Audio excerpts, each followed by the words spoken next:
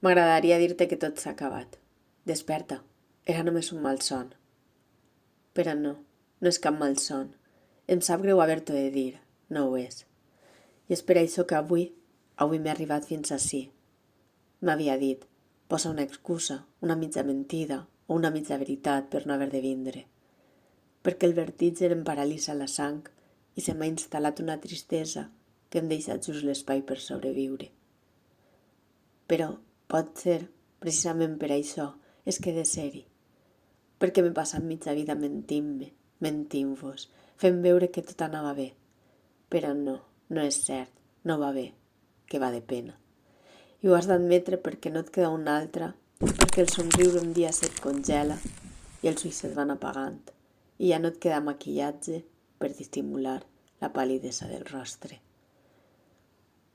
I has d'admetre que això que t'ha tocat viure és una merda, que no te n'escapes, que sempre hi torna, com una malaltia crònica, latent, esperant el seu moment, la feblesa, un descuit, i torna.